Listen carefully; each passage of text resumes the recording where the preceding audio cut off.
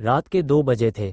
तेज बारिश हो रही थी और आसमान में घना अंधेरा छाया हुआ था। बादल रह रहकर गरज रहे थे, मानो आकाश भी गुस्से में हो। बिजली की चमक से ही आसपास की चीजें थोड़ा थोड़ा दिखाई देती, लेकिन अगर बिजली न चमके तो हाथ को हाथ दिखना भी मुश्किल हो जाता था।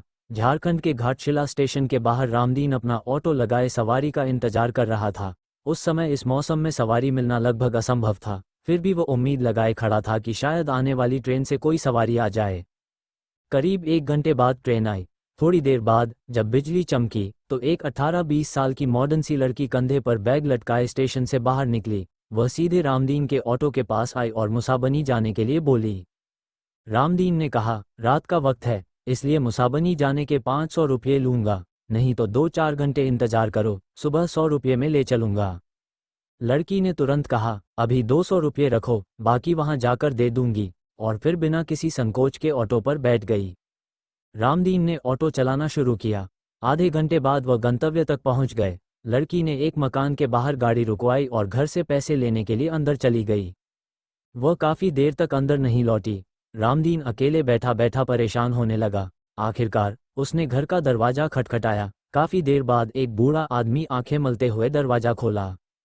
कौन हो तुम और इतनी रात को किस लिए आए हो? बूढ़े ने पूछा। रामदीन बोला, जो मैं साहब थोड़ी देर पहले आई थी, उन्होंने मेरा पूरा भाड़ा नहीं दिया है।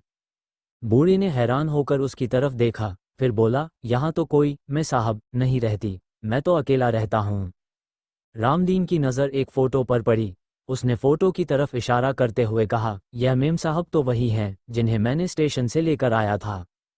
बूढ़ा आदमी आश्चर्यचकित होकर उसे देखता रहा, फिर बोला, इस लड़की को मरे 8 साल हो गए हैं। देखो, फोटो में माला डाली हुई है, ये मेरी पोती थी, ये कैसे आ सकती है? रामदीन के होश उड़ गए। वह चुपचाप बाहर आया और अपने ऑटो के पास पहुंचा। उसकी नज़र सीट पर पड़ी जहां 100-100 के 3 नोट रखे थे। उसने नोट अपनी जेब में डाले और वहां से बेतहाशा भाग खड़ा हुआ। उस रात के बाद से उसने कभी भी रात में ऑटो चलाने का ख्याल नहीं किया। उस भूतिया अनुभव ने उसे ऐसा डराया कि अब वह रात के अंधेरे में अपनी गाड़ी कभी नहीं ले जाता।